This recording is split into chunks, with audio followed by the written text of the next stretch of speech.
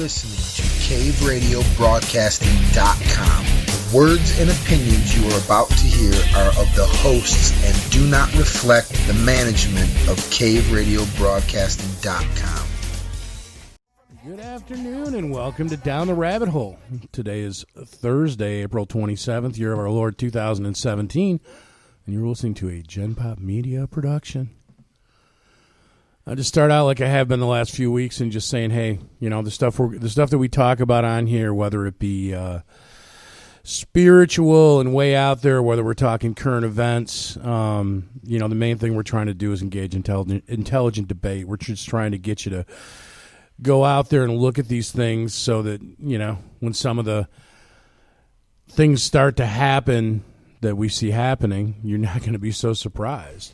Don't take anything we say as fact. We will always cite our sources, but the main thing is hopefully we're going to piss you off enough that you're going to go out and look some stuff up for yourself. So, you know, don't take our word as gospel unless we're actually quoting the gospel.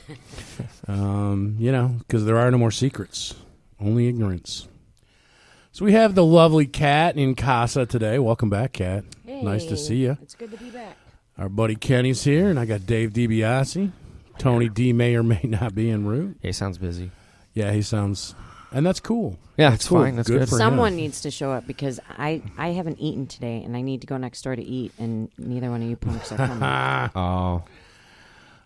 Maybe you can talk Kenny into a beer. Well, and you know, I think Nick might show up. I don't know. There was Nick rumors. He was trying to decide. Yeah, so, but he wanted to talk about recycling, and I kiboshed that.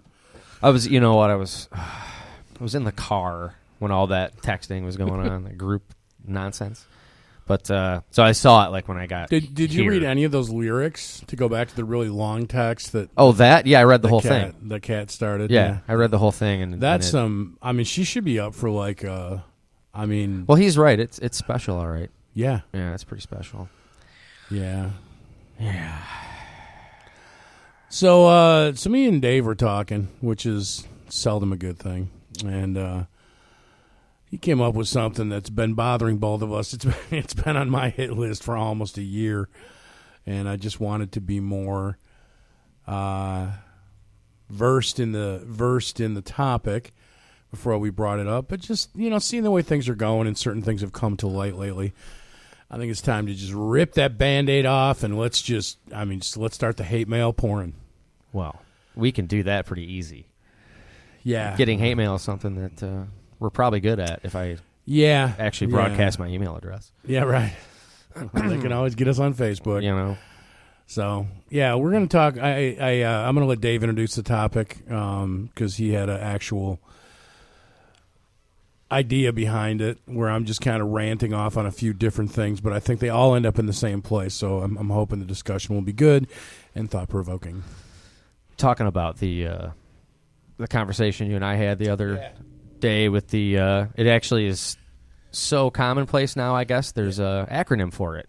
Really? Yeah, FGM, as it's known as female genital mutilation. Oh, nice. my gosh, it's so weird. So that popped on the radar, and I couldn't take it anymore, and I called Howard just to melt my iPhone, and which I think I almost did. There was smoke coming out of mine. But, you know, you kind of get to a point where, you know, really, enough is enough. And then you start seeing the stats behind this and what's really going on, and that it's literally in our backyard now. Oh, literally. I mean, actually. Livonia. In city limits nearby here. Not in Detroit, not in a dirty alley somewhere. Frickin' Livonia. Yeah. I was actually hoping in my escapades this afternoon that you'd want to talk this topic because I was... I do. And kind of steaming over it in the car, too, you know, because I'm at work. It's like 4:30, and I'm busy, and then poor Grace, she calls me, dude. She's like, oh, my God, the garage door. I guess she pulled in the driveway. She's got kids coming out of her hair, everything. You know, it's already late in the afternoon. She thought she had the car in park, but it wasn't. It was in drive. And she started doing whatever, checking her phone, getting her stuff like she's home, right? And the car, idle speed, right, bumped the garage door and knocked it right off of the track, right off the track, and blew the coil off of the cable off of the reel, and it won't shut. And I'm like, all right, it's 4:30. I need to be here at 6, right? So I'm like, I'll tell you what, I'm leaving right now. I can't leave the garage door open late, right? So I'm like, I'll get home, fix the door, and then I'll get here and hopefully on time. And the whole time I'm in the car doing this, I'm thinking about this stuff going, man, I hope we talk about it because it's been that right there just did it for me. It will lead us, I think, into a larger discussion. Oh, but, this is just was enough. Unbelievable. Well, it's so weird that you on the way here, I was listening to WWJ, and they were talking about the doctor and how she was arraigned today and all that. And I thought to myself, man, I'm going to bring that up today. I hope we have time to talk about it. What came of the arraignment? She was found guilty, or I think, yeah.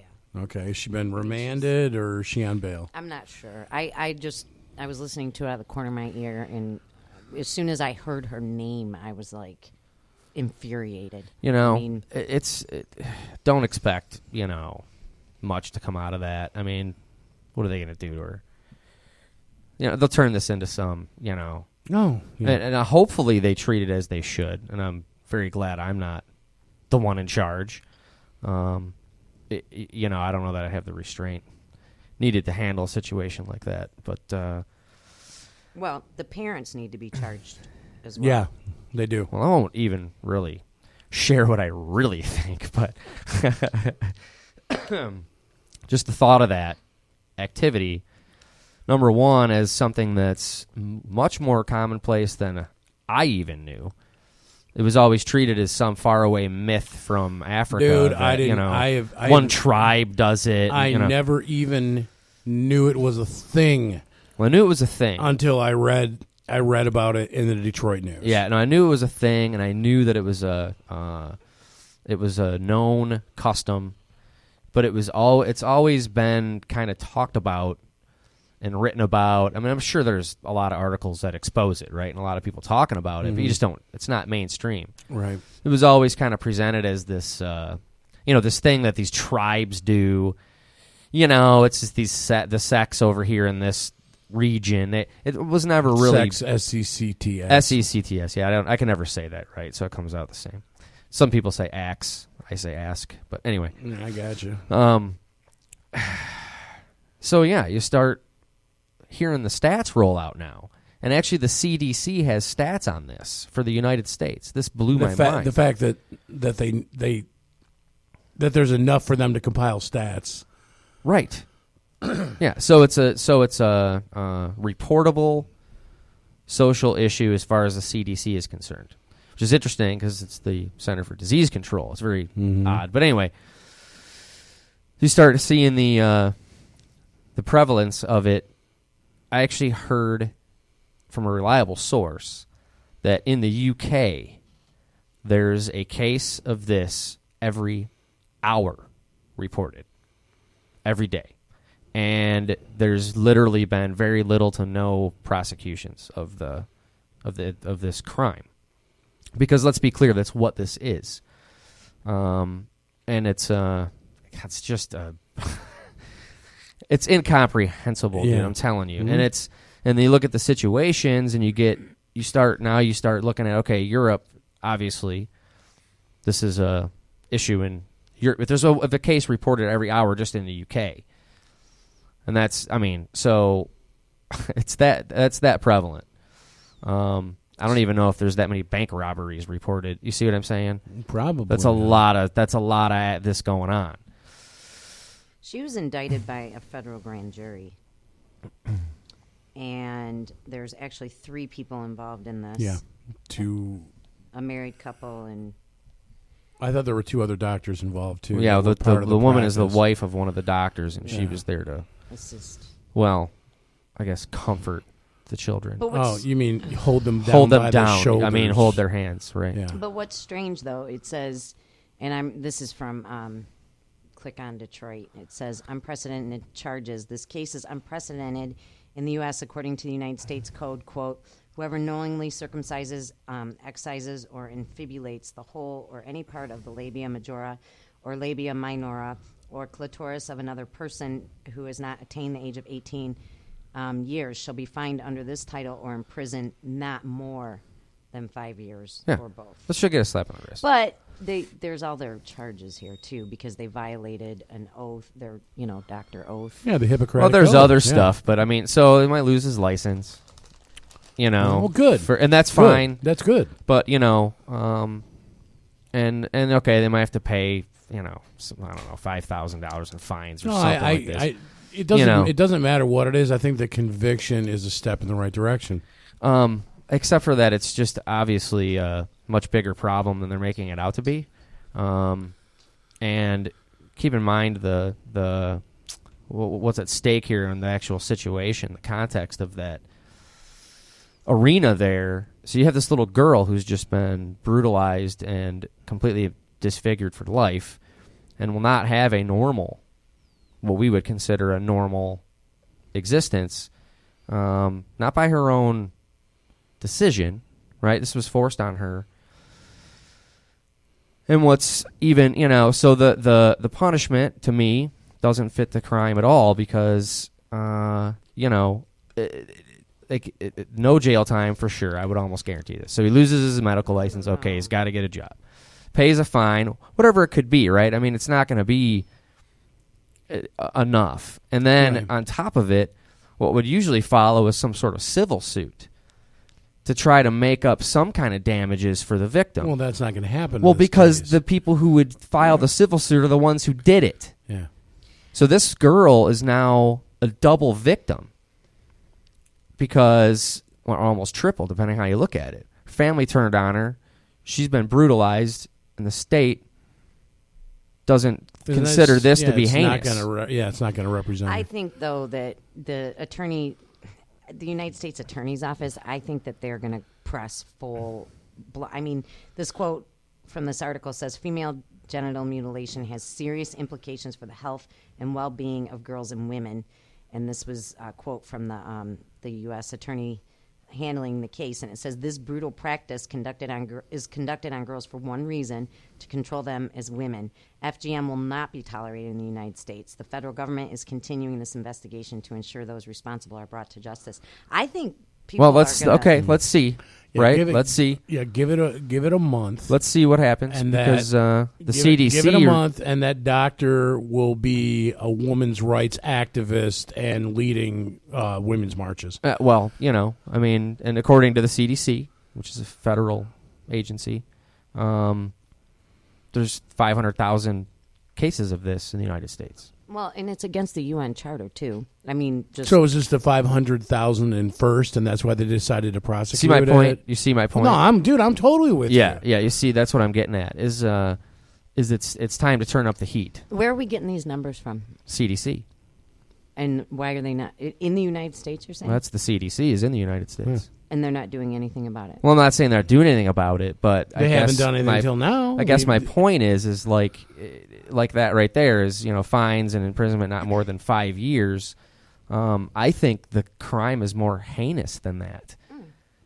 I agree with that, but I think they're going to get the maximum penalty as provided by law. I don't think it's enough. I agree with you 100%. See what I mean, though? But I do think that, and you know what? That law will probably change. Well, and that's what I'm saying. Is like hopefully now the headlights are on and the spotlight's on it. But I don't know that I'm confident in that sentiment so much because we're not seeing a real big change as far as other sorts of terrorism are concerned, and the two are linked. What do you mean other sorts? No, denied bail. Doctor was denied bail. Good. Well, that's a good start. Good, because I'm pretty sure any of the people involved in this poor little girl had this done to themselves and support this activity. I'm sure that woman probably didn't have this procedure done on herself. Well, she might get it done on herself in prison. Well, I mean, it's just it's actually hopefully they have stuff like that. It's really I have young kids, so I kind of. I look at these kind of things. I'm probably not the best person to adjudicate something like this, obviously. Right. I'm completely biased, but, I look at, my little 3-year-old daughter, and I just think about that. It's like, good Lord. This is actually going on in volume across the planet. And not just that. There's all kinds of this stuff going on, and you hear stories from real people, not the stuff they put on TV, and talk to people like who are from Syria and people who come from these regions. What's really going on the ground is not the movie that we see on the film strip that we see on the tube. It's actually worse than that, much worse. And I don't see a whole lot of, and even the volume of stuff that's reported, the stuff we know about that happens, terrorist attacks across Europe, around the world. I don't know that, and this has been going on for so long. I don't really see a whole lot of. It's a religious practice. That's the justification for it. And what's interesting is that political room on Facebook, the secret room that you and I are in. I didn't get into this conversation because thankfully I didn't have to, because somebody else came along and made my argument. But some of the liberals in there. And I'm not saying this is a liberal issue. They just happen to be liberals that were making this point. Well, what about circumcision? Exactly. Well, I'm not surprised that they would say something like that because they tend to, well, they evil more than we do. Normalize or marginalize everything. And it's clearly not the same thing. Right. Clearly not. You can make a case that freaking apples and oranges. Well, here's the argument buster for that, because you could, as far as, okay, you can make the case that, circumcising boys when they're babies, it's not their decision, and what if they didn't want that to, be done to them, blah, blah, blah. I'll be honest with you. I know a lot of people. I've been around the world and met a lot of people. 42 years old, so I'm not 80, but I've been around for a minute, and I've talked to quite a few people, got good friends, and relatives, etc. I'm around a lot of males. Generally. And how often does circumcision come up? Well, I'll tell you what. I would find probably bet the farm on a 0% tile level that I won't run into any man that's traumatized as an adult and somehow doesn't enjoy a normal life because he was circumcised. Right. In fact, it doesn't even. In fact, I'll tell you what. I'm glad I'm circumcised because that's just heinous. First of all, circumcision is, I realize that it's based on, a religion, but it's for cleanliness purposes, number one. Number two, you're right. It doesn't affect, if anything, it's helpful as the child grows, less infection and stuff like that. Whereas the female genital mutilation, that is for the sole purpose to deprave a woman of sexual pleasure. And I find it ironic that liberals are saying, that's a husband's job. Like, liberals are saying, that's just outrageous. What about circumcision? And I just want to say, yeah, what about abortion? Like, all of a sudden you're concerned about circumcision, but abortion's cool. It's not the same thing. Ugh. It's not the same thing. It's like getting a skin tag cut off your back. Right. It's not even the same thing. It's true. It doesn't matter. And anyone who wants to make a case otherwise, whatever. That's just a stupid argument, and why would you even go down that road to say what's, like circumcision some issue? Right. Whatever. No, it's not, and just stay off of it. And if you don't want to circumcise your kids, you don't need to. It's fine, but they'll thank you, I'm sure, if you do. Mm-hmm. That was my plug for circumcision. Right. Yay, circumcision. Yeah, we're starting the circumcision initiative. I actually was engaged to a guy who was not circumcised, and he was bummed about that. He was it's gross. Dude, I feel him, dude. I would be bummed too. Yeah. Never thought about it. Sorry, all the guys that are sporting sweat socks. I don't mean to be offensive, but. Yeah, okay, you got it. All right. Right on. So anyway, FGM. And all the other stuff that's linked to it, in my opinion, they're all linked. I talked to a friend of mine yesterday, actually, who lives in Europe, Austria. He knows a lot of people in Germany because he works for Austrian company, but we are a German company and close ties, and he's right on the border, and et cetera, et cetera. And there are essentially some sort of terrorist attack every single day, and it's not reported. Every day there's some incident. The guys in Germany are getting their doors banged down at the middle of the night, 1 in the morning, and there'll be a group of young men outside demanding food and other things, refugees. to just roam the countryside, terrorizing the citizens who have, well, let's not forget their ploy, because they do have one. For generations, these people have worked and built these nations they live in. To be able to even offer that kind of service to individuals that aren't putting into it, right? To be treated with such disregard and ungratefulness is shameful and disgusting. And the savagery that we're seeing unfold in front of us is right around the corner in the United States. And until people start waking up to this, it's not going to be stories on TV that you hear or stories from people who know people that you hear. Or I talked to a guy that was in Germany last week. It's going to be you're going to be right down the street. Mm-hmm. And I look at my little kids and I wonder, what are these guys up against? What are they up against? Because let's face it, man, we're on the downhill slide, right? Yeah, right. You know what I'm saying? We're on the we're on the back nine, dude. These kids are just getting started, and this is the wall that they're up against. Yeah. And it's only going to grow from there. And then you look at it even deeper, and you see how deep this stuff really goes and how corrupt the global stage has gotten. It's pretty disgusting. I mean, even some of it shocks even me. Have you seen any of this stuff about Barack Obama and the stuff that's getting exposed about the Iran deal and what was going on in the background with that? This is why this is not a news story. I don't know. With the little bit that I know about it, I haven't dug into it deep enough. I know enough about it to talk about it, but this pretty much, in my mind, displays that our former president was essentially operating like an Iranian spy. And it's crazy to me that you don't hear the only other, talk show, talk radio, news, anything that I've heard really dig into this is Mark Levin. I heard him talking about it. And if you know anything about Mark Levin, agree with him or not, the guy's right on. He's a real pro. Yeah.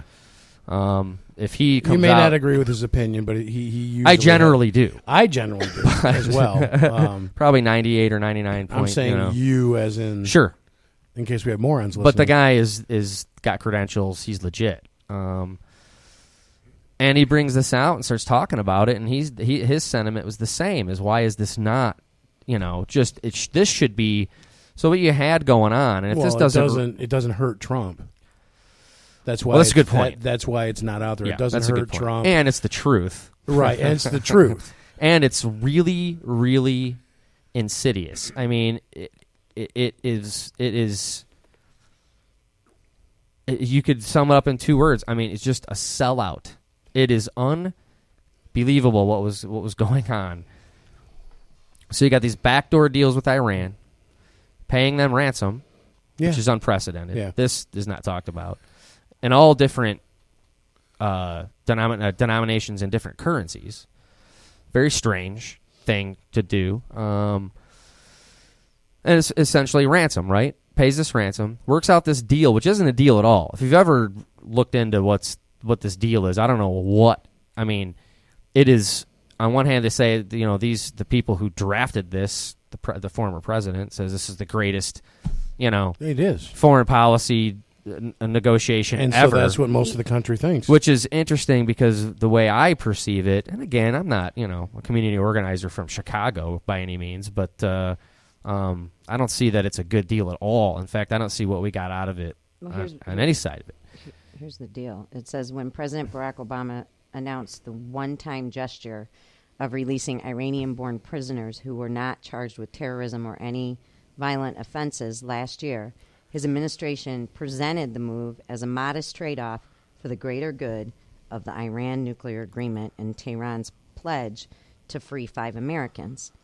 So, but it turns out these guys, like 3 out of the 7 of these guys, supplied Iran with nuclear weapon. Yeah. So what's not talked about? Now that's a nice little political. That's a nice little story. Political. Yeah. And Peter Pan is a cool kids book, but the fact of the matter is what else was going on is apparently there was some 30-plus year effort by the federal government as far as Iran is concerned with people involved with procurement of weapons and supplies to make weapons. Who was buying this? How were they buying it? Where were they buying it from? And they had 20-some insiders. Now, again, this agency worked on this since literally like the 70s, 30 years at the time, and or more. But anyway, a long time. This is a huge amount of resources, huge amount of effort. Some real professionals out there, putting themselves at risk to find out this intelligence that we need to have to understand what the enemy, because they clearly are the enemy. Let's not make any mistake about this. They do not hide the fact that they want to wipe us off the map.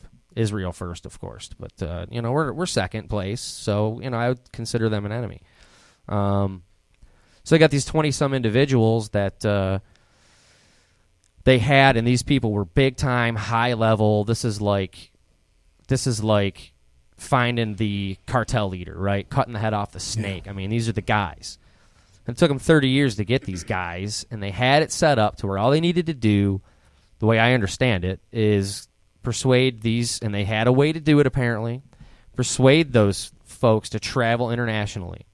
So as soon as they left the country, they would arrest them and have them in custody, and then the case could move on. Well, President wouldn't approve it, so they didn't do it. And Obama blew the whole thing up. All those guys disappeared, and I guarantee you they will never find them again. They are all gone bye-bye. See you later. 30 years of work out the window.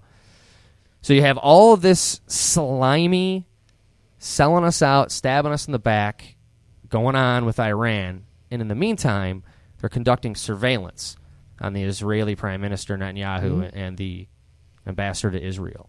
Well, what you had was, everyone calls people Benedict Arnold, right? Or a traitor is always, I don't know, man. That to me, boy, that takes the cake, and I don't know why you don't hear about this. Instead, what you hear about is, he's back in the spotlight, and last week he was on a 450-foot yacht, whatever. I'm telling you, this is disgusting, what's going on. So what agenda are they trying to propel forward? Because apparently there is one.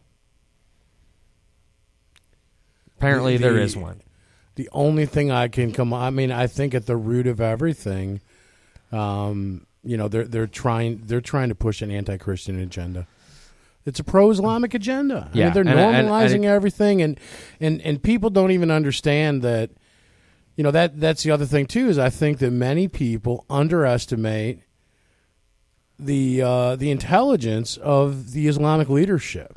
They think that, because they're painted as uneducated and indoctrinated religiously, they don't think that there's a bunch of bright. But what they don't realize is that the leaders are all educated here. Yeah, they went to Harvard. They went to major universities in the United States. Yeah, some of them Ivy League. Yeah, many of them. In fact, it was either NYU or it was Columbia that had I need a job. What's that guy's name from Iran?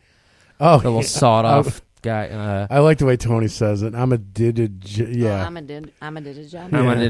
a job now because I think he's not the leader anymore. Yeah. But anyway, they had him. Just getting ready to go back. They'll get him back, and they one of these universities. I forget which one. It was NYU or Columbia. I think it's Columbia. I would guess Columbia if I had to bet because that place is a disaster. But they had him come speak, and he was treated like royalty. And, it was Columbia. I remember that. So okay. So we have we're building the jigsaw puzzle, right? So we got some pieces. All right, we got FGM across the globe. We got rape is through the roof in Europe. You can't even argue this anymore. I mean, the stats are out, and that's just what they tell you about. In fact, there's policies in Europe that.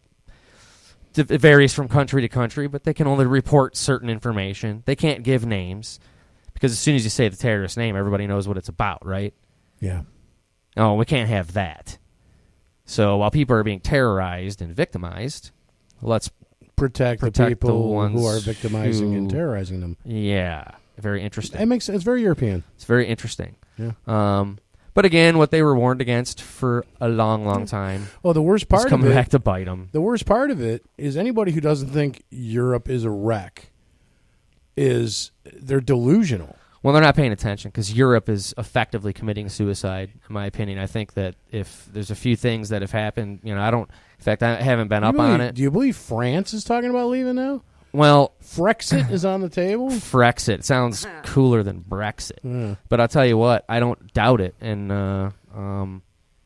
it's interesting because they may be confused. They may think they're surrendering to someone, so maybe that's why the French are totally into it. That's what I'm thinking, like, why? So they can become an Islamic nation? No, man. I think depending on who you talk to, if you talk to people who are on TV in France or you talk to people who actually live in France, you might get a little different perspective on things. I gotcha. You know what I mean? Mm-hmm. So I don't know what the turnout or what the result of the French election was. I don't know who won. I don't know either. I'm pretty sure it wasn't what's her name, what they call the right wing, but I would say she's just conservative. But anyway, Le Pen, I think. Yeah, Le Pen. That would have changed a lot, but then you got a straight-up commie running, and that blows my mind. And here you have somebody who's actually a communist running for president in a country. They're calling him a moderate. Interesting, really. Mm-hmm. So hard left is moderate. That's interesting. So where do we go from there? Further left? And what would that be? Yeah, just light babies on fire as soon as they're born. Pretty much. Yeah, just do that. Okay. She stepped aside as leader of the National Front Party, Le Pen. Really? Mm-hmm. Yeah, it's an interesting dynamic. Emmanuel Macron is who she's running. Because Paris is gone. It's bye-bye. Paris is all gone. People, it's done. Britain is right there. It is gone. Yeah, I don't know how many. All gone. How much more of this has to happen before people realize we don't want this to happen here? Because the whole thing is the war on terror, the terrorist actions. It's a diversion. It's a diversion because the real agenda is that they're going to outbreed us. That's what's going to happen, because that's what I saw. I read a very interesting article, and it was talking about how, a lot of the, left and right, it makes no difference. So we're going to call them pro-immigrant people. They were trying to shut somebody down in a conversation. They're like, look, man, this is something that's not going to transpire. We've got 100 or more years. Excuse me. That didn't mean for that to happen. We got 100 or more years. We'll be. Their kids will grow up in our society. This will change. They'll become more moderate. They won't be so radical and all this stuff. So it's like you're just shouting fire in a movie theater. And the guy's like, well, yeah, but here's the problem. The average European, I'm sure a heck of a lot like the average American, we're having 1.4 children. Okay? The average family is 1.4 children. You're not average, Dave. You're extraordinary. Okay. The average family has 1.4r children. I thought it was 2.3. I'm saying in Europe. I'm using the stats from okay. this European Gotcha. guy. The average Muslim family in Europe is having 3.8 children. Using that stat, if immigration continues as it is, and birth rates continue as it is, you're talking 25 years tops. Well, and this That's is something. their goal. That's in the well, Quran. Here's let me. We got to break that down a little bit though, because on the surface that seems very racist. Well, first of all, it can't be racist. Because Islam is a religion, not a race. Well, when you talk about outbreeding people, you're talking about race. So but bear with me for a second. Okay. We got to dissect it a little bit deeper, sure. Because the point that's made there is an important one, but it needs to be elaborated on. So, and this is some personal opinion, some fact. For me, I don't really care what color the people are in the United States. Oh, I don't people care say either. the United States is getting browner. It's getting. I don't really care. You and I both made it browner. We're actually contributing to this. This exactly. What does matter, however, is the fidelity to the culture here. Right. So to turn this into a race issue or even an immigration issue really, for me, doesn't hold much water, because immigration is different than this refugee situation. What you're talking about there is not immigration, right? That was literally, depending on your perspective, was an invasion. A high volume of individuals entering with no system, no due process offered to the state that they're entering, because their borders are sovereign. We have to understand there's borders, okay? Accept it and move on. There's borders. Only walls in Europe are around the Vatican, though. Right.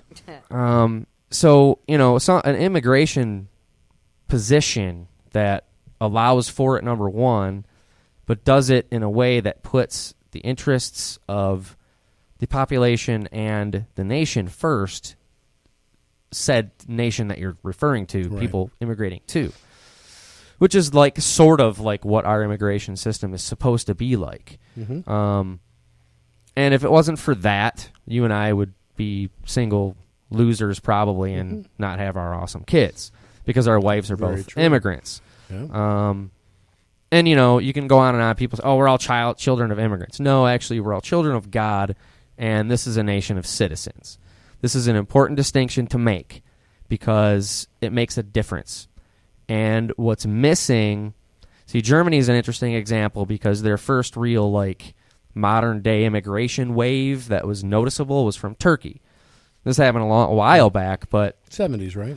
Ish, yeah, I think. Yeah. I'm not an expert Late at it, 70s, but I know. I've been there, and I worked for German companies my whole life, and I got some idea of what's going on. But they, this was a different circumstance. So, just like what you had here, actually, a good example is in the late 70s, early 80s, as a result of the Lebanese Civil War. Yep. You had a big influx of people from Lebanon. But the difference, and it can't even be argued against, the difference between the outcome of that, both of those, let's say, immigration situations where people were vetted, you knew who they were, they came from places that had established governments that could provide records if this person was a rapist or had ties to anything that was anti where it is they're about to go. Because, these people moved to Germany from similar cultures, not the same, but similar. Assimilated, started businesses, had kids. The kids grow up, they become German citizens. And they do what we do. Every once in a while, they get to travel back home and visit the fam if it's safe. And now these regions aren't even safe enough for these people to go back home and visit anymore. And these people become targets in those regions because they've left and are now citizens. So they essentially don't, exactly. They don't go anywhere. So they're Germans now, or they're Americans. And same thing. We had it from Iraq as well. A lot of people from Iraq, namely Chaldeans, to escape. Let's be clear. It was Hussein, wasn't it? Escape. Okay, that's what they usually do. Who doesn't want to be home? There's a reason. Right. If home is awful. There's a reason. So desperation or necessity or whatever it is. But, they were able to immigrate here, and many of these folks are, as a result of this immigration, are very good friends of mine. People I care about a lot, and they're good people. Yes, and they do the right thing, and they do what everyone else does, and it's not a conformity thing as much as it is a. I guess you could look at it that way. This is something. This is something that has been a burr in my saddle for 20 years. Okay, here's my issue. When our grandparents came here, okay, and when somewhere up until the 60s and 70s. Maybe it was the 80s, okay, and you can help clarify when I drop this bomb. But here's my issue. When our ancestors came here, they came here. Now, my grandfather was from England, so, no big deal here. He spoke the language. My grandmother was from Germany, spoke German, had to learn the language, okay? And the thing is, these people came here, when these people immigrated to the United States to get a fresh start, to get a shot at a better life, they assimilated into the United States culture. Right. They became Americans, okay? What's been going on for the last 20 or 30 years is these people are coming here, they're taking advantage of our system, and then they are allowed to have their own little commune within our country where we are now not allowed. I mean, there are areas in Europe you can't even go. The police will not go there. There are, because it's unsafe. Well, there are no. It's going to happen here. It's happening, and that's the problem. It's and the idea behind it that it's some kind of attack on somebody based on race or creed. I mean, religion. I'll accept anybody that wants to come here and take the opportunity and to take advantage of the many programs and advantages that are available to them as an American or as an American immigrant who wants to abide by the law. Man, bring them in. I don't care where they're from. I don't care what color they are. Bring them in. But the idea is to end up American, not to bring the culture you're fleeing into my country and infect it. Well, that's a good way to put it, because it's different to stick to customs, which we all do at some level. But for those like Sharia law. This is entering our courts now. It's entering the houses of legislature, and it's a scary happening, and it's actually infecting law enforcement agencies as well. Do you guys know who Masab Hassan Yousaf is? Wow, that sounds really familiar. Yeah, is he the son of the leader of the PLO? He's very good, Howard. He's actually the son of PLA now. He's the son of the guy who founded Hamas. Okay, Hamas. And he's that's a nice peaceful organization. And he's now Christian. Don't interrupt. So anyways, he's a Christian now, and he actually used to work for Israeli intelligence. Yep. And here's what he says. Today, the free world should unite against Islam, not against Muslims, but against Islam as a belief system.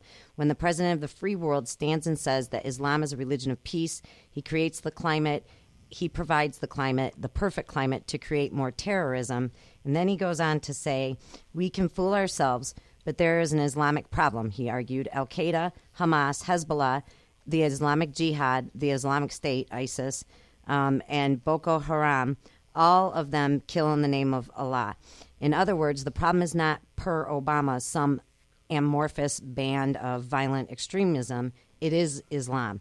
There is an Islamic problem, and I think humanity needs to stand against this danger, because this danger is not only against the state of Israel. This danger is against the involvement of mankind. Yeah, I actually happen to agree with 100% with that. 200. And it makes it. What makes it a sensitive issue is to talk about is the fact that it seems like you're attacking somebody's religious beliefs, and you're actually not. What you're actually you're actually attacking what he's talking about is the political ideology used as a supremacist movement as we see unfolding on the planet. Right. Because that's what it is. It is a supremacist movement. It is a radical. It's really no different. What you're seeing is the second flare up of the Third Reich. Dave, I disagree with you. I mean, I disagree because from what I've studied about Islam and the Quran, that is in there. No, I know. And so it is a religious issue because their book commands them. Yeah, I get their it. God but commands them to do these What things. I'm referring to is it's sensitive to talk about because it seems like you're attacking an individual because of their beliefs. You're if not. they believe in what's in that book, you're not that's attacking that individual because you cannot do this. Because that individual, in my opinion, is deceived and deserves a little bit of grace. But that's different. That's what I'm trying to elaborate on, is why is it a sensitive topic and why people get so easily offended, and you probably couldn't have this conversation with a Muslim easily without them getting angry, understandably, because you understand that this is their religious belief.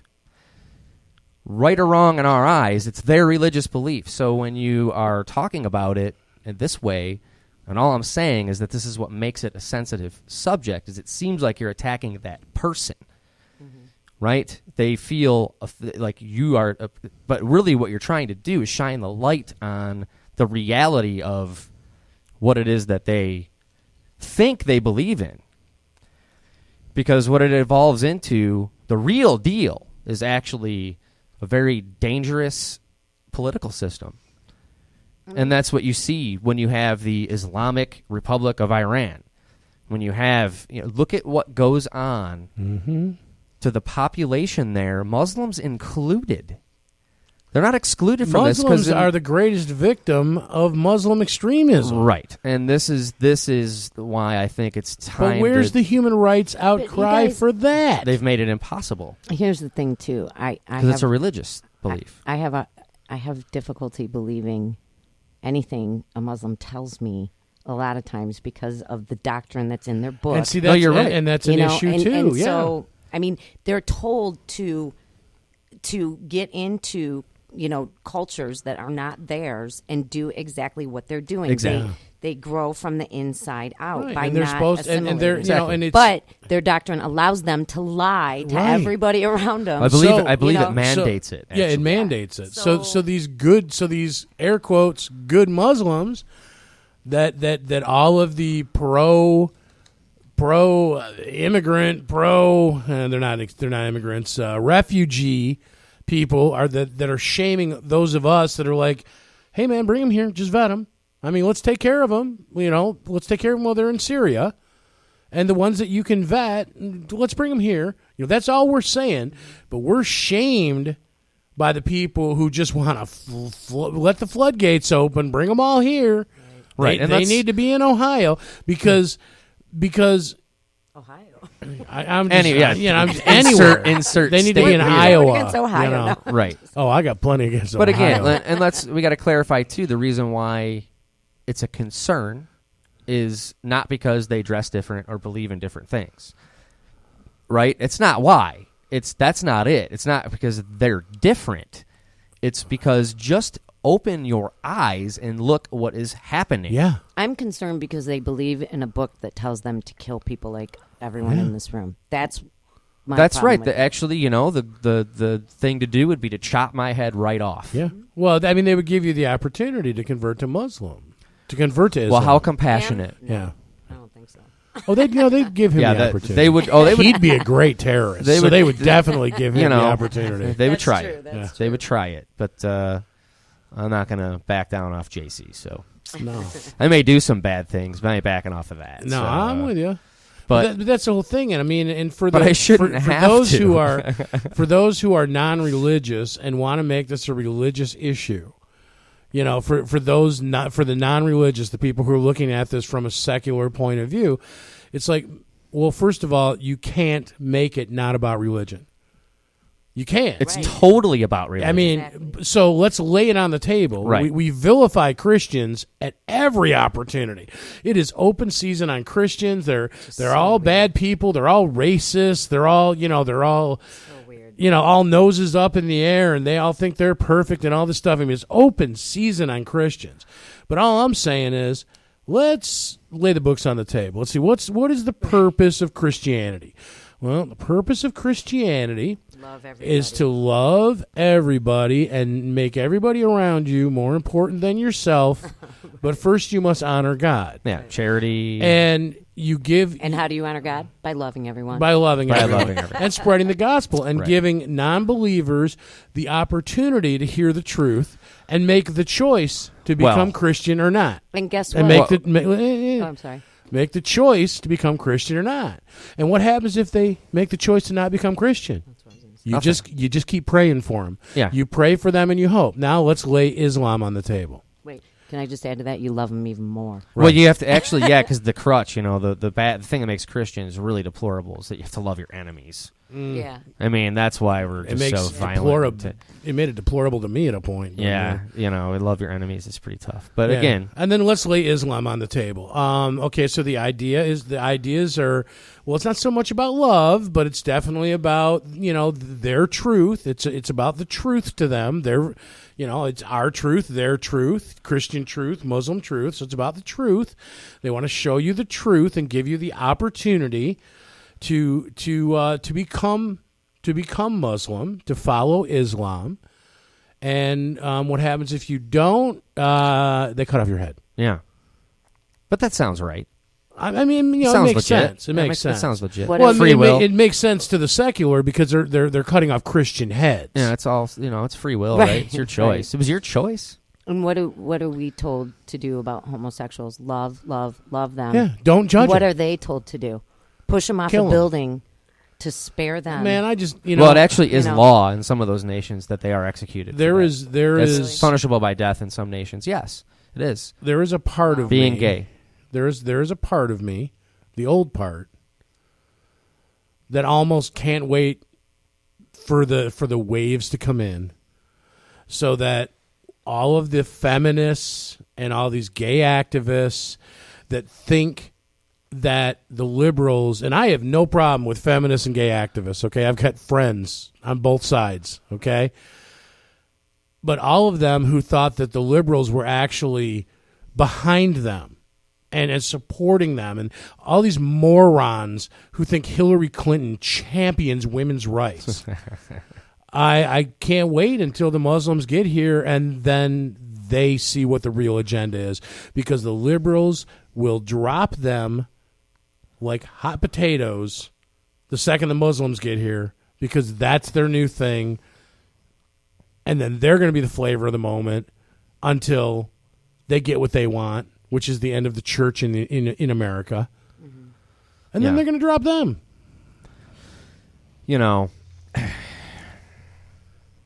It is.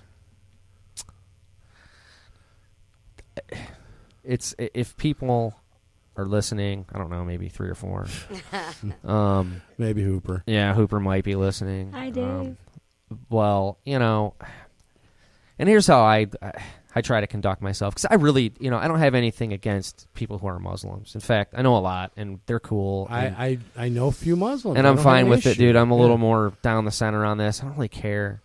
But what makes me care is the prospect, and this is a fact, all right? There's no disputing this, that if what we see transpiring in Europe starts transpiring here on that level, people like our friend Kat here, my wife, your wife, my daughters, relatives, etc., everybody, when I think that it may be unsafe to walk around the block just because it's dusk and your head's not covered, or, I don't know, my son gets in a situation where, he's a target and raped, because this is not uncommon. It's actually accepted practice in Afghanistan. They have a saying, the literal translation is girls are for babies, boys are for fun. That's a fact. It's an accepted part of their culture.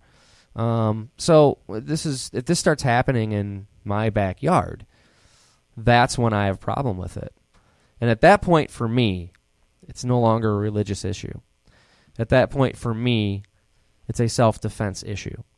And it's a defense of my community issue. And liberty. A defense of liberty issue. A defense of my free speech issue. It's actually a defense of our entire system that a lot of folks have died for. Let's not forget that. And a lot of folks have died paying for. Who doesn't work until they friggin' break in this country? Stop it, right? We've our parents, their parents, we've worked our butts off to build what we got here.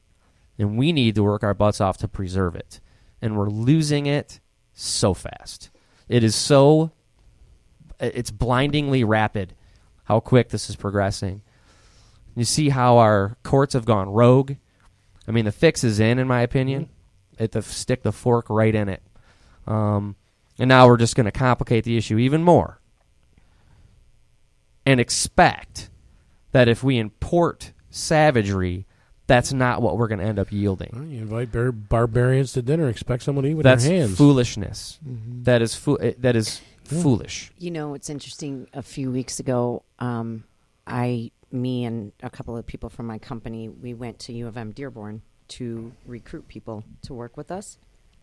And when you walk into the student center, the whole entire back wall is painted, and it says "Celebrate Palestine," and there's all kinds of Arabic writing, written on it. And I'm telling you, I'm sure this isn't what this was, but it looked like a watchtower with like a sniper standing. I'll tell you what, like, it is. I am so glad that you brought up Palestine, because we're going to get on this after the break. I'm telling you right now. I mean, and then all I could think of was, how would I feel if I was black and saw that? Like, black people have been fighting for rights in this country for so long, and you don't see "Celebrate Martin Luther King" on the wall of a university. You know what I'm saying? There was no black wall. There was no I'll tell you what, wall for Christians. And if there is, that's cool. If there's a Martin Luther King mural and there's a Jesus Christ mural, I'm down with that. But what I'm not down with, however, is a terrorist sanctioning, Hamas backing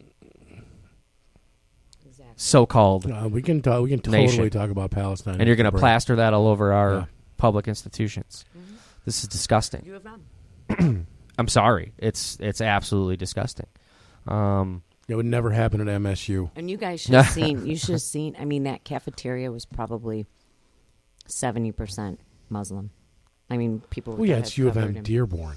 Yeah, I know, but I went there, and there wasn't. It's the numbers are the numbers, and you can look these numbers up as far as how many people are coming from where, and there's no questioning the fact that immigration from the Middle East is through the roof compared to what it's been historically. That's a good point, because Howard, you made a good point. You said, well, it's U of M Dearborn. Well, I graduated from there in '99, and there was I think I had one Muslim in one of my classes, and that was it. So that just shows you in a very short period of time. It all happened post In my lifetime, the entire demographic of Dearborn, Michigan has changed in front of my eyes. There you go. My dad lived there when we were young. We used to go stay with him. He lived right in Dearborn, and it was still, Polish, Italian, etc. Not that is any there's no superiority there. It's just to illustrate a point about numbers and statistics. It's all my point is with it. But it's true. It's to the point where he ended up moving because it just got to where overnight you're not in America anymore. Right. Nobody can speak English. The signs are converting to Arabic writing. Yeah.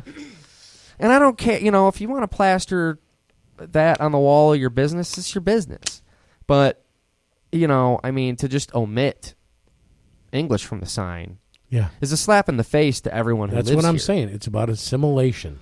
And that's just, I don't condemn their culture completely. I mean, let's face it, dude, they got good food. Some of their music is totally Lebanese food's awesome. Dude, you can mix the hell out of their music. It's fresh, dude. Have you ever heard those guys from New York? No. Oh, dude, these guys are awesome. I'll talk about it first. It'll be something fun to talk about for a minute after the break. These guys rip. They were awesome. So that part of it, we can embrace and appreciate that. And I want them to add. I think it's great that they add to American culture. Absolutely. Because all of our ancestors did. Dude, I would vote for mandatory shawarma, dude. No, any day. That's what I'm talking about. Kafta, come on, it's all about. It's all about kafta. If that's served in our school cafeterias, I'd vote for it. You ain't kidding. Grill has the best chicken shawarma in Detroit. You're not kidding. I'm telling you. You're not kidding. The food, that part of the culture is it is something that is worth. And it's a communal culture too, They're family oriented. Like I said, it's not all barbarians. I get it, dude. There are solid, good people over there just trying to raise their families just like us. But those are the people I'm concerned about also. Right. Because they're being killed in record numbers by the extremists. They're all getting screwed. Yeah. And some don't even know it. No, because they're so accustomed to it. Yep. Okay, well, we're going to take a quick break here, and we will be right back. Welcome back to Down the Rabbit Hole. We're talking about Islam and some of the issues that pertain to it, started by the whole female genital mutilation scandal, I'm going to call it, that we're dealing with here right in your backyard in Livonia, Michigan. Yeah, we kind of ended last with things about, we're trying to kind of maybe make up a little bit and, recognize some things that are worth, that are cool. I mean, let's face it, there's some cool stuff. I mean, they make some of the coolest looking swords I've ever seen. Absolutely. Pretty wicked. Some of them turbans cool are sweet. Yeah, I mean, you could probably rock those out with metal flake job or something. It'd be pretty sweet. But speaking of turbans, I was going to tell you a story. It's funny because it's the first time I've ever seen something like this. And again, it relates to sort of Middle Eastern culture, but I believe these guys are Indian, but it doesn't matter. The music is similar. You know what I'm talking about? Right. That like cool Middle Eastern music, like that weird guitar sounds kind of cool. And it's actually a sitar. Okay, there you go. It's pretty sweet. So years ago, when my brother and I were working security part-time, throwing people out of nightclubs in Detroit and et cetera, we took a private gig at this private party remember Barnstormers?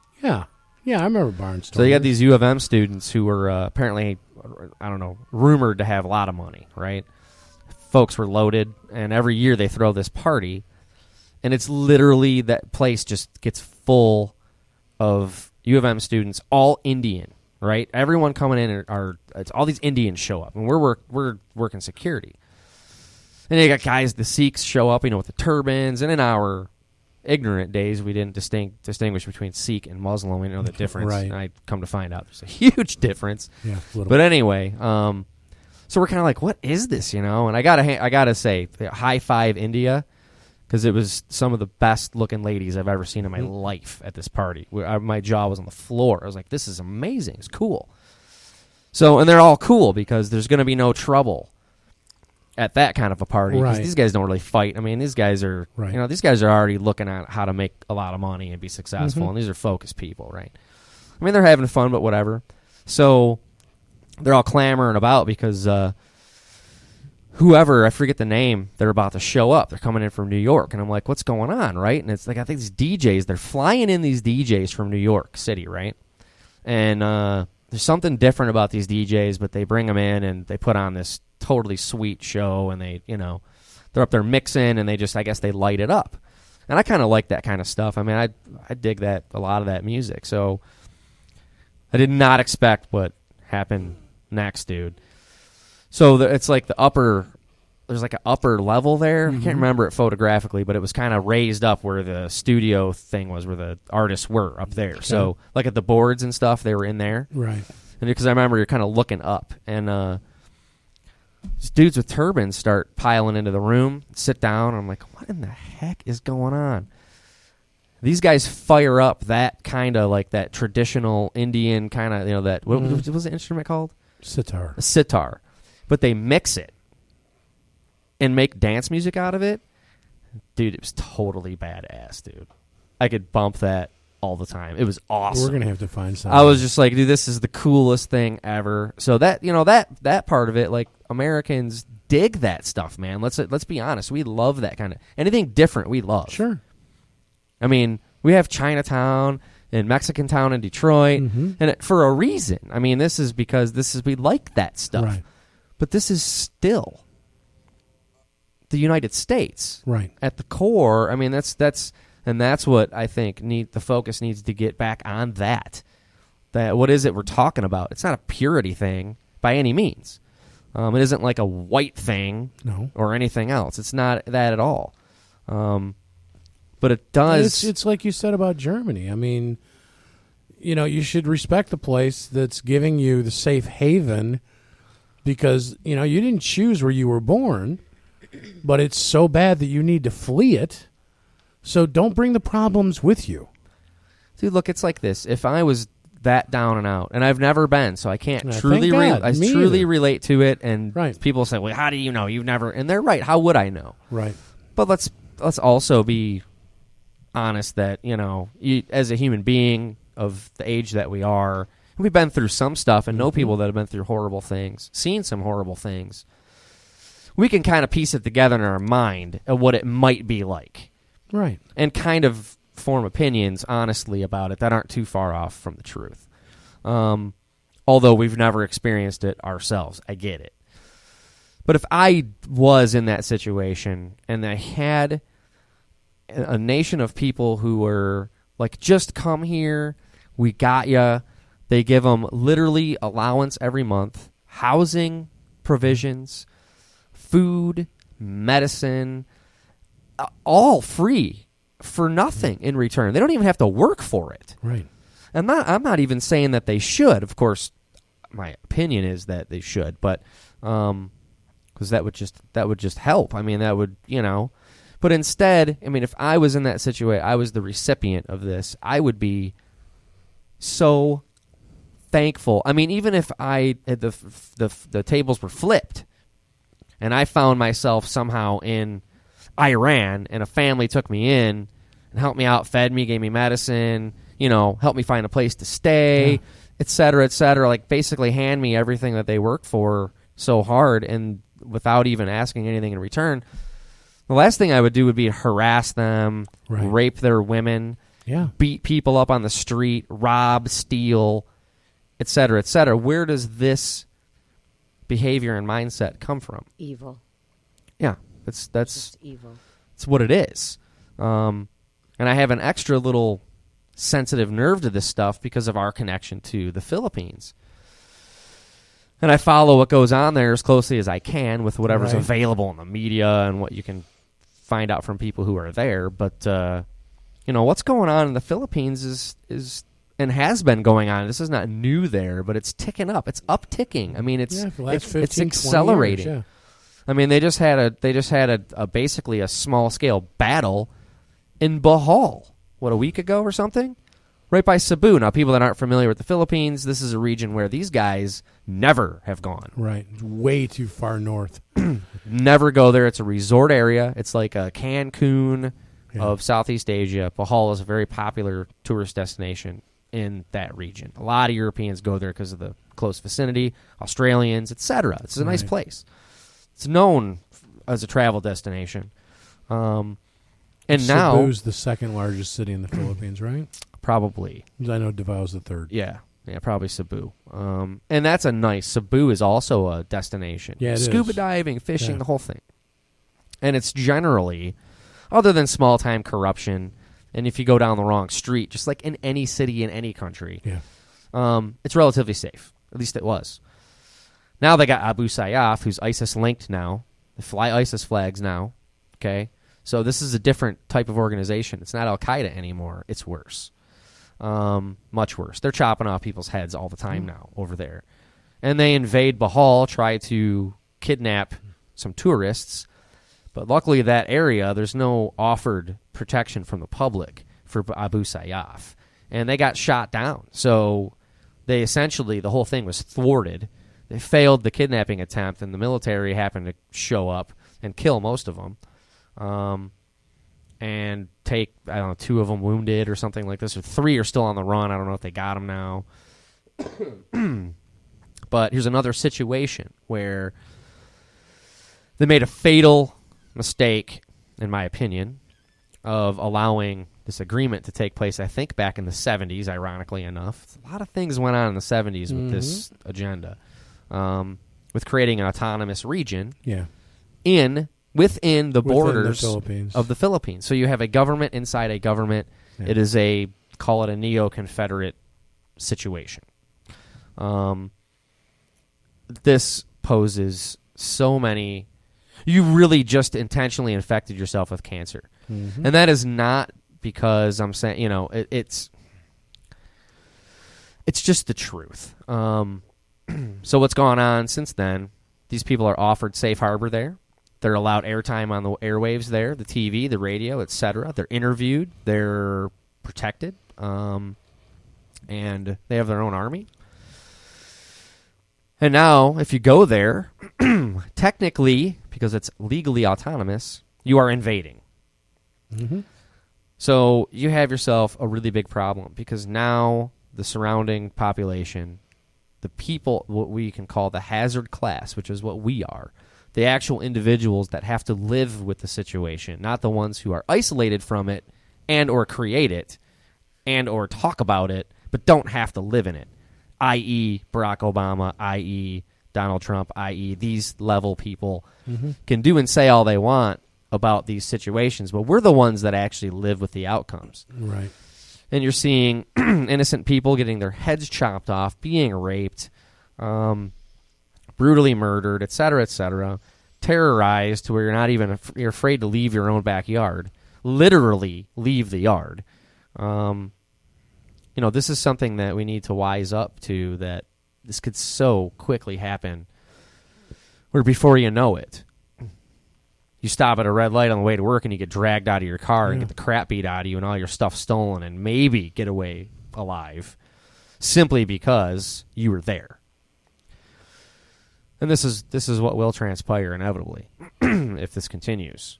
And if it's so sensitive that you can't even possibly shed light on any truth, no matter how true it is, because it's referring to something that's not inert, not religious, not racial, not culturally, anything like this kind of content, you can't even talk about it.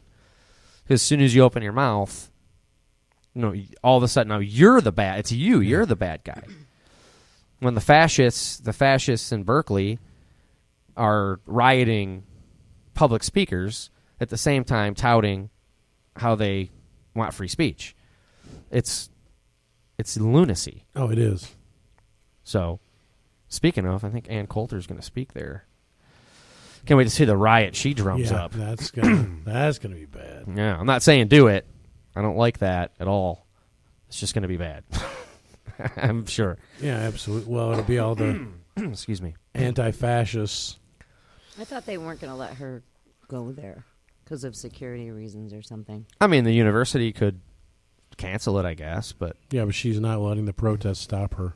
Right. Oh, I know she wouldn't, but I'm just saying they. Yeah, they could cancel it, because free speech is cool as long as you're saying what they agree with. Right. As soon as you don't, pretty soon they'll just kill you. Right. This is where this is leading. And, that may sound extreme, but it's the truth. This happened before. History will repeat itself undoubtedly. So, that's, it's going on. I couldn't believe when you really look at what's really going on, even, in the U.S., it kind of blew my mind. I've been watching this stuff for a while, and like I said, just the things I see, and it's all related. This is all related to the presidential election, and just the way this country has changed. I think it accelerated under Barack Obama, but I think it's been going on longer than that. I think it's the education system. It is literally warping people's minds. Yeah, that's. Did you see what Betsy DeVos did with Common Core? No, what did she do? I'm just saying we can't. The federal government should not be. Then I agree with her on something. Instituting it at all. Hey, Common Core is a whole other show. It's insidious. Yeah, it is. The only thing about the one else we'll say about Betsy DeVos, and I didn't actually hear it come out of her mouth, but I did hear it that she said these words. That she basically said that Common Core really doesn't exist and it's not really being implemented like everybody thinks. But that's not what I'm seeing. No. That's not what I'm seeing either. In fact, it's right on the pamphlet they give you when you register your kid for kindergarten. Yeah. So, and they make no mistake to remind us often that Common Core is the system adopted in Michigan. And don't you forget it. Don't you forget that. Yeah, and it's simply devised to it's just there to completely reprogram people into being social justice warriors. Yeah, it's which has nothing to do with social justice. It's so ironic, isn't it? It's unbelievable. It really is. I mean, it's to the point where it's so utterly silly that it's comical. I almost have to laugh because it's so ridiculous what's going on. I can't. The thing is normally I would, but I can't. It's like a Mad Hatter kind of laugh. Yeah, right. What's the Anthrax because our song kids is are being that? Subjected to this. Yeah, they're up against it. It's their problem. Let's be honest. We're not gonna. I mean, maybe it might, in our lifetime, accelerate to the point where it's like that, but it's certainly will in theirs. It certainly will come to a head in their lifetime. And that may overlap and be in our lifetime as well. Because it might actually accelerate sooner than later. We'll see. Well, that's a huge issue, and I hope that they're able to take it on during Trump's administration. Oh, they better. Whether it be 4 or 8. They had better. Because, but I don't know. I mean, it's weird. A lot of the stuff that's going on right now is it's somewhat positive, but somewhat is just kind of like, what? Wait, what? It's really, I don't know. I don't know what to think yet. We'll see. It's kind of soon. But here's a total shift of subject. What is up with Antarctica? That is a way big shift, but it may not be. It might actually be linked. How can we Because tie I that in? could probably Antarctica's on a map, and kids at school learn from maps. There, I just tied it in. Yeah, there you go. Yeah. Well, I don't know, but there is a lot of stuff going on in Antarctica. A lot of people go there. It's mysterious why. I have a friend that went there on vacation, though. You guys. Well, they conduct cruises, but that's just like the spot. You get, there's ice, and you don't really know where you're at. Yeah, there's one little tiny peninsula. I mean, Antarctica's friggin' huge if it's not a ring. Well, it depends on what you think, but... well, either way, it's huge. Yeah, it's a big area. It's big. And there's a lot of ice there, and it's really cold, and for some reason, people are just into it. Yeah, well, you can't go there. I mean, you can't just go there. It's a pretty big deal. It's probably easier to get into North Korea legitimately than it is to spend time in Antarctica. That's another one, North Korea. But what's going on there? I don't know. I haven't been there. There's a lot of theories, though. Like what? Like hidden underground alien bases all the way to... I've heard a lot. What's up with John Kerry going there? See, that's a good question. The conspiracy theorist view is that John Kerry went there in a last-ditch effort. To beg the reptilians or whatever? To beg the reptilians to allow Hillary Clinton to become president. Well, even they don't trust John Kerry. That's what I'm saying. Lizard people don't even trust John Kerry. That's as a matter of public record now. Yeah. Lizard people don't trust John Kerry. Wow, that's pretty sad when speaks volumes. When you lose the lizard people support. I mean, yeah. I mean they're genetically slimy. Mm-hmm. So they recognize him as reptilian, but he's allowed to go and talk to him. He can arrange private meetings with him, so he's in, right? But he might be in Blade, where you got the humans that are. What do they call them in that movie? No, the humans that they use as their blood slaves. They got the tattoo mark somewhere. Familiars, yeah, it's like that. Maybe he's a familiar. He's a lizard hooker. He's a lizard. Dude, that is a new T-shirt. John Kerry is a lizard hooker. I like it. I'm wearing it. I like it. Yeah. So what were your thoughts on Palestine? That's right. The PLO/PLA, whatever. Yeah. They're trying to get a bill right now on the floor that, God, and I am so sorry I don't remember the name of it because it's named after someone who was stabbed to death in Israel, military guy, young guy. I think it's called Taylor's Law. If I had that wrong, I have to apologize. It's a horrible story, but it fueled them to look into this Palestine issue deeper, and what they uncovered was quite interesting. And if there's any question about the level that we've been sold out, here's just another example of absolute proof that we have been completely sold out, and along with Israel as well. They found a way to use our tax dollars to sell both us and Israel out at the same time. They killed two birds with one stone. Now I have to hand it to them. It's efficient and it's a bargain. But it's also malicious and evil. And what they're doing is, I didn't know this, but apparently we give the PLO $700 million in aid every year. United States. The PLO, which is a Hamas-supporting terrorist organization. No doubt about this. This also cannot be disputed. It is not some freedom peace movement. It's Hamas. Right. Okay?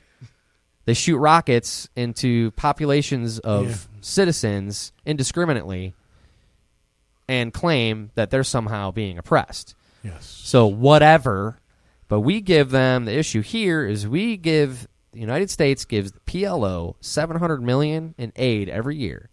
And it's as a matter of public record, their documents from accounting, the budgetary documents from the Palestinian, actually now it's the PLA, the Palestinian Liberation Authority. It's no longer the terrorist car-bombing PLO. They change a letter and the whole thing's different. Well, I mean, it's been working for the LGBT community. Well, I guess terrorism is fluid. So yeah, but $300 million of that, of our money, we give them as aid. Okay, while they shoot rockets into Israel and stab people on buses and et cetera, et cetera. I'm not saying that there aren't Israelis doing bad things, but yeah, but I find that Israelis are usually doing things in retaliation. Well, but they're certainly not doing what these guys are doing, and that's budgeting $300 million of that as bounty payments, bonus payments to the families of dead terrorists for their efforts in jihad. This is Palestinian Liberation Authority law, by the way, that money is allocated for that purpose. They erect monuments in town squares and whatnot to essentially honor a suicide bombing frickin' psycho. And the more innocents that are killed, the more blood that is shed, the higher the payment. The more disastrous the attack, the higher the payment. So that directly incentivizes the desperate, radical-minded savage to think, and even in his fallible, weak mind, that all I got to do is this, and this, and figure it out, and my family's taken care of. They literally are bribing them through law to commit acts of terror, using our tax dollars to do it and publishing it as public record. Like they don't care. Well, because it's not like we're going to do anything about it. We're the ones doing it. We're flipping the bill for literal bounty payments to kill Americans and Israelis, and put check marks in the belt. Carve a spot on the headboard. It's unbelievable. And why we're giving them money at all, I would question. It says that we gave them $133 million in 2016, which is a decrease of 105% from 2015 at $272 million. Yeah.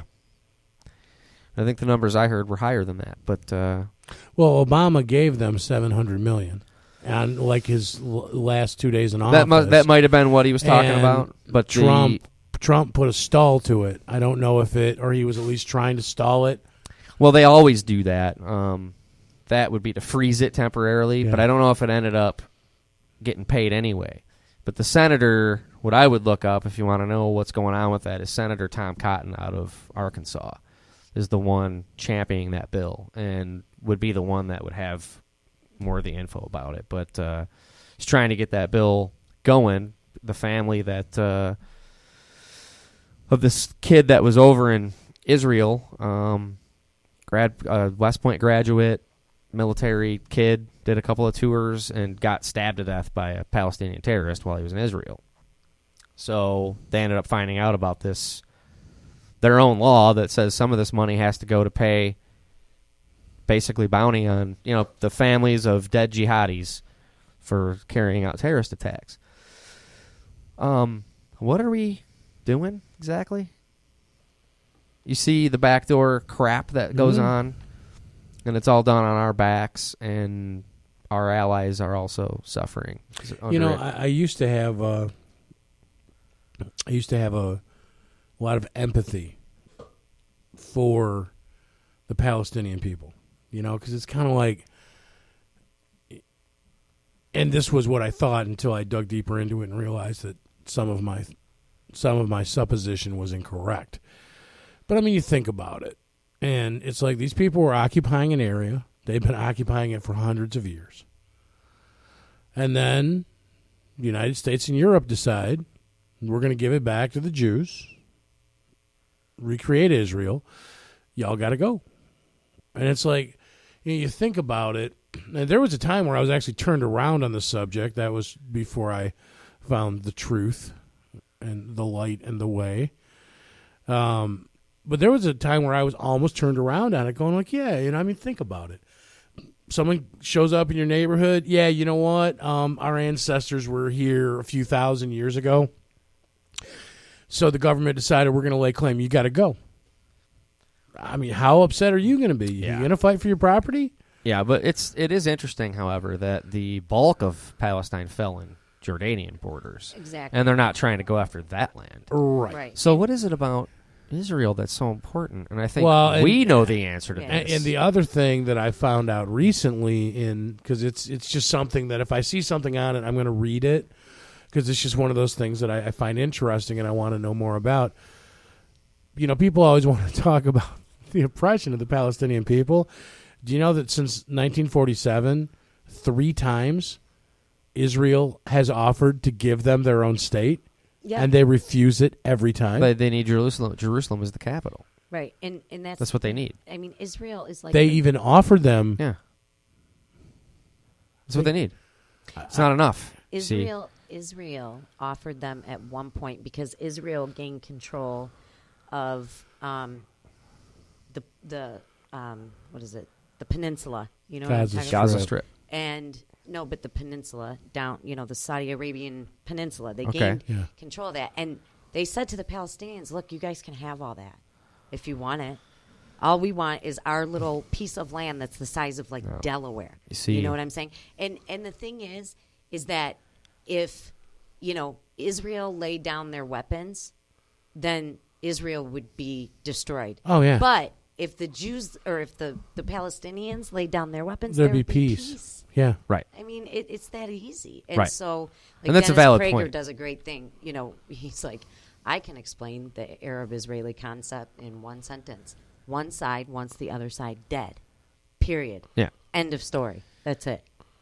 And why is that? Well, I think it goes back to Isaac and Ishmael, personally. But. Well, that's, that would be the genesis of that situation. I think it's pretty hard to argue with that. But it's all about Jerusalem. They need that as their capital. In fact, that's in their stated goal, is that the Palestinian state will be formed and retake Jerusalem as its capital. Now, why? Sinai Peninsula. That's what I was thinking. Sinai Peninsula, right on. It was driving me crazy, sorry. So that's what they're after. Nothing else will suffice. And this agenda's gone so far to where we kind of touched on this in one of our at the church one day, where UNESCO showed you that document where quite recently actually UNESCO is the UN. I forget what it stands for. You can look. Yeah, the United Nations ESCO. But they're the ones drafting all these UN-backed policies, towards Israel, towards North Korea. They're the ones that basically come out and say, you should do this, you shouldn't be doing this, right? And it's an arm of the UN. They pretty much, in this document, deem the Temple Mount as a historically Muslim site, and the historical quote-unquote status quo should be maintained, and they refer to Israel in this document many, many, many times over as the occupying force. Yeah.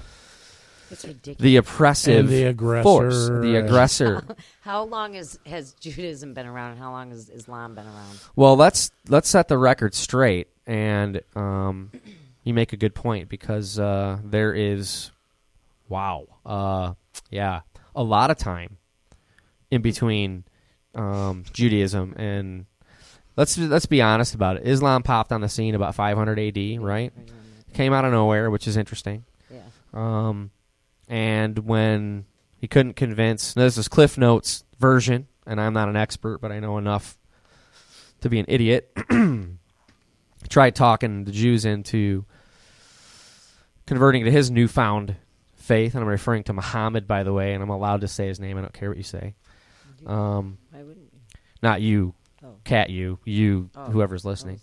It was a rhetorical you, or that's not the right word. But anyway, and if they finally got frustrated with the fact that they wouldn't just convert and take his word for it, so he armed himself and formed an army, and they just started killing people for it. And, this turned into the Crusades. It turned into basically the caliphate spreading as far as Paris, I believe, at one point. It wasn't for the French. Yeah. This would be a different planet. Yeah. Or board game, whatever you want to call it. Yeah, and we're seeing this repeat over and over and over again. It was 7th century. 7th century, so 800s. Mm-hmm. That's even later. I gave them more credit. Yeah. So let's just be honest about that. It's not really a fundamental anything, and it's been doing the same thing essentially since it was formed. And unfortunately, you get a lot of people that are, really good people. I know a lot of good dudes that, they're following a belief system that is controlled by maniacs and psychopaths and mass murderers, for that matter.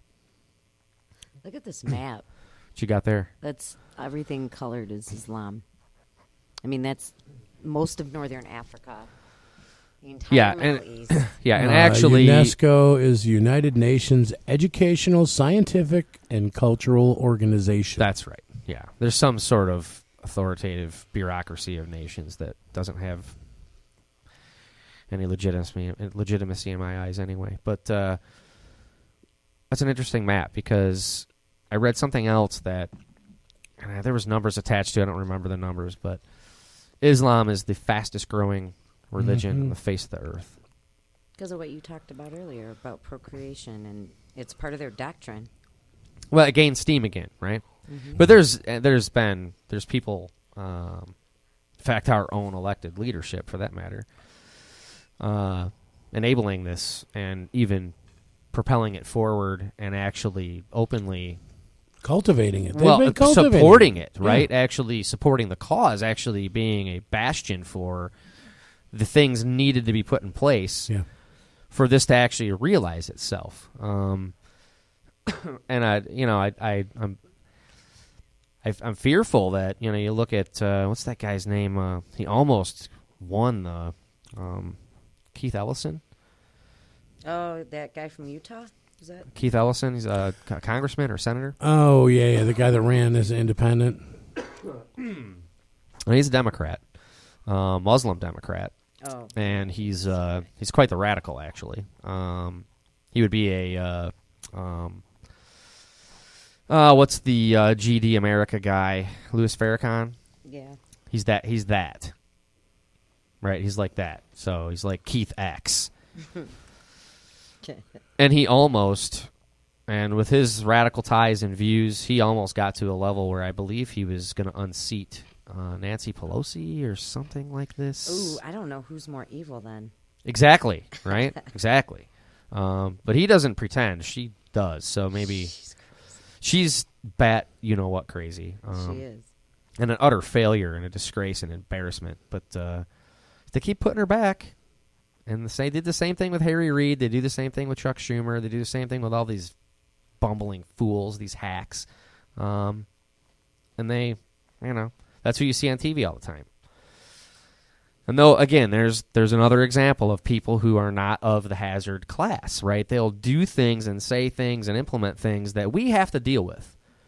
And then when we have a problem with dealing with it and express our concern over this, and now we're talking about things like murder, rape, things that are really serious, we're met with, the response that we somehow are bigots or something like this, or, don't have a right to be talking about this because of our white privilege or some BS. You should see Pelosi's D.C. condo that overlooks the Potomac down in Foggy Bottom by Georgetown. It's ridiculous. She is ridiculous. Much money that must cost. Yeah, her existence is ridiculous. Yeah.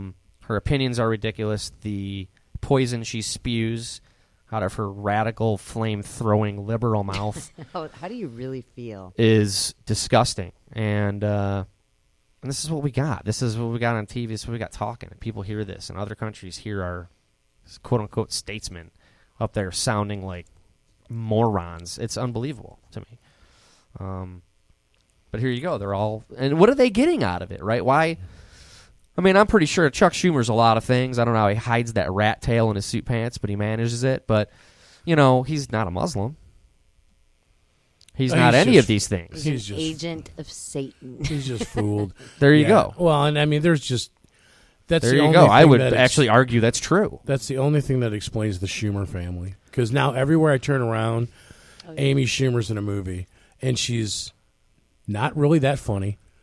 She's not attractive. She can't really act. So I don't know why she's there. Yeah, she's just kind of a pig. I was going to say it and I didn't. I'm glad you did because that's just what it is.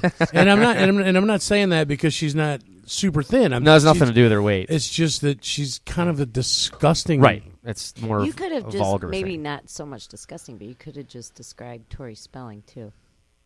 Is she that bad?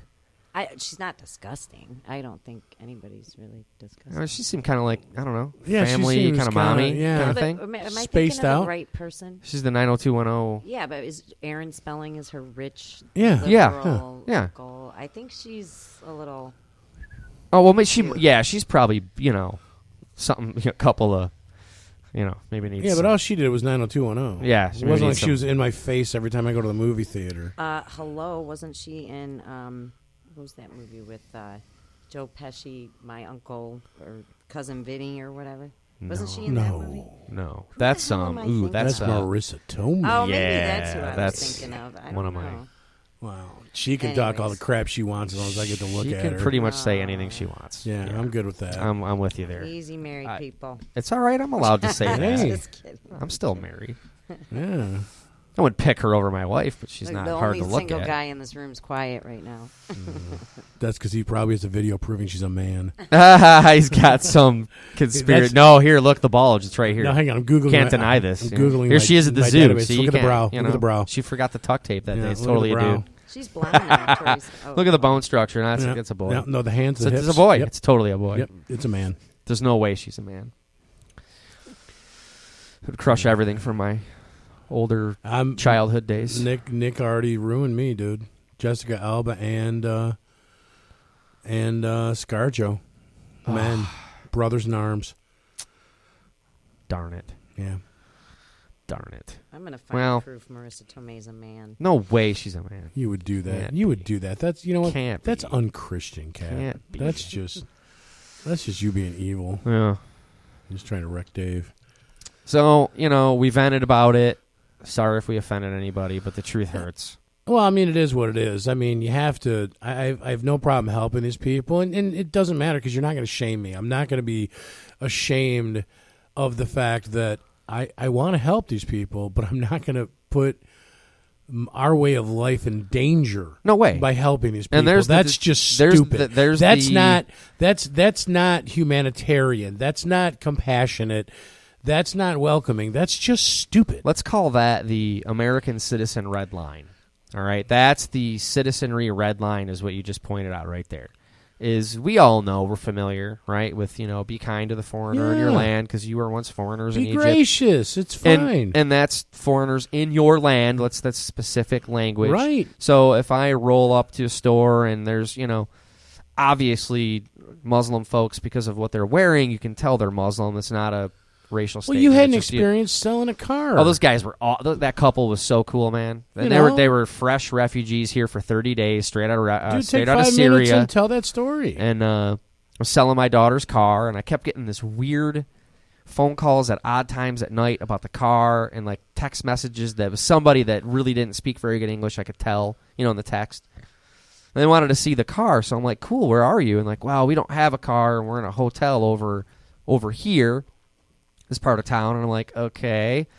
And they want to see the car at night. It's dark out.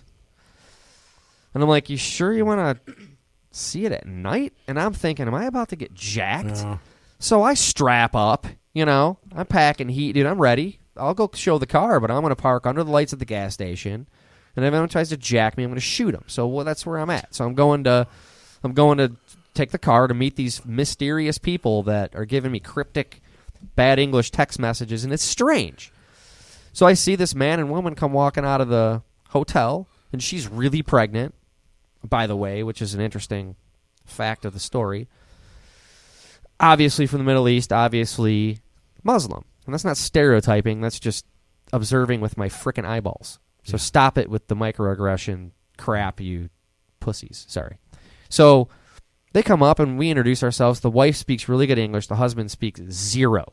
And he actually making fun of himself for it. I kind of give him credit for that. He was like, she was making fun of him. And they were super cool, really nice. In fact, after talking to them for just 20 seconds, I trusted them with the car keys. I sat in the back seat and let the guy drive it around.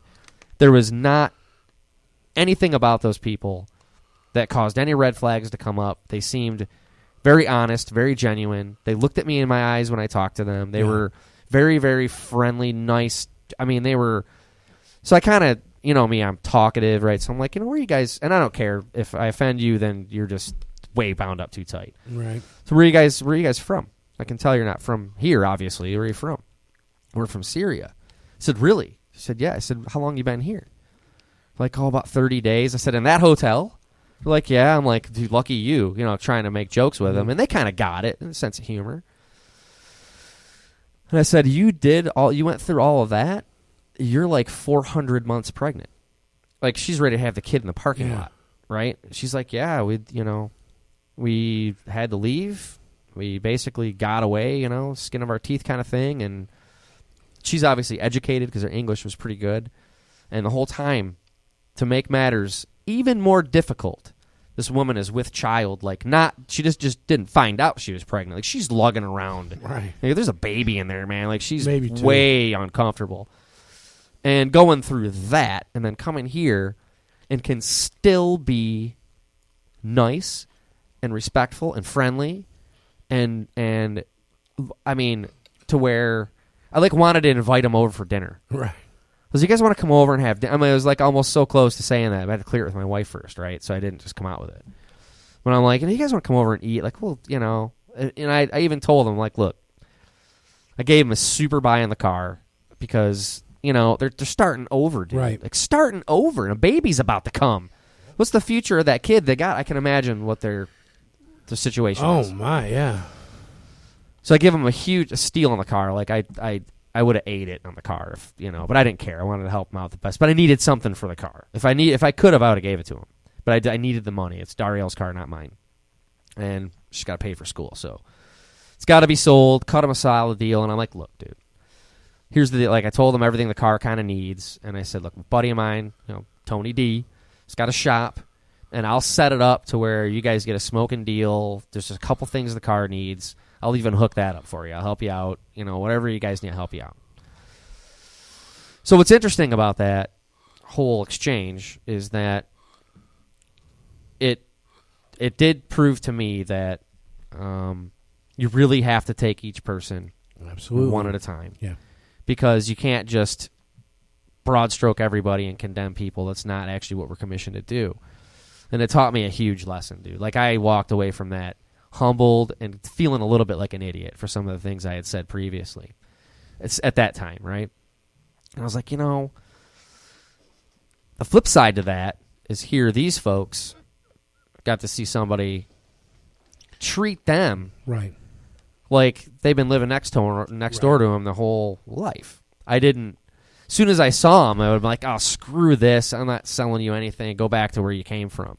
Right. That's probably what they were expecting when they got on a plane to get here. given what's all over the TV. Right. But certainly what they were and expecting. I'm pretty sure that month of watching American that's what I'm saying. television. Now, I would safely bet money that at least up until that point, that didn't happen to them exactly one time while they've been here in Michigan. Not once. Maybe not. So I have a friend.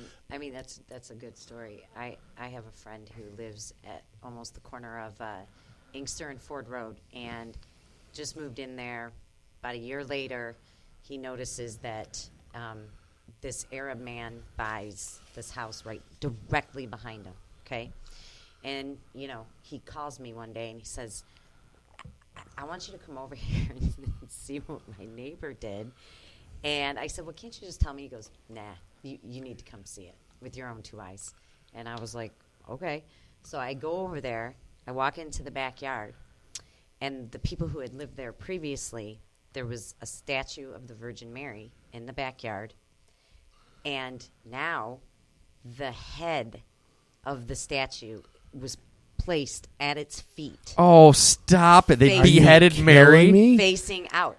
I'm not kidding you. This is in Garden City. This is I believe it. My friend's neighbor who lives right behind him. That really goes back to, you know, I'm not kidding you. Kind of the point Howard made about the self-defense issue. Now, I will invite you in my home. I will feed you. I will help you. I will be kind to you. I will probably end up loving you. You go after my wife or my children or me, and I might just gut you like a catfish. Oh, I'll be nice and kind to people, too. I just do not trust. Well, you have to keep your guard up. Obviously, you have to keep your guard up, right? You have to. You can't be like the Virgin Mary statue. You can't be. I can't believe they beheaded Mary. Oh my! And left it there. Couldn't just get rid of it. That was just it. Like I was like, I mean, I was even trying to give him the benefit of the doubt. I was like, maybe it broke and they're just getting glue or something. And he goes, Catherine, it's at her feet. It was like it was at her feet, facing out. Oh my Lord! Like they took it and literally said, like, there you go, Mary. Oh my God! There you go. I mean, come on, dude. If you don't mean anything by that, you're going to throw it away. Which is really actually strange because Muslims really hold Mary up high. Yeah. You know, so they're I don't know what they are or what that is. I don't. Maybe it's a metal band lives there. Well, I mean. Could be. Could be a mix of sitar and heavy metal Muslims, dude. That's my new band, Heavy Metal Muslims. Yeah, HMM. I patented it just today. Copyright. We need an acronym, HMM. Yep. Heavy Metal Muslims. Okay, I like it. Right there. Well, I mean, that is as good a note as any to just end this Muslims out of mercy. Muslims love, that might be better. MLM. We could start an organization. Muslims love Mary. Muslims love metal. Oh, Muslims love Mary. metal. I like it. So, you've been listening to Down the Rabbit Hole. We will be back next week.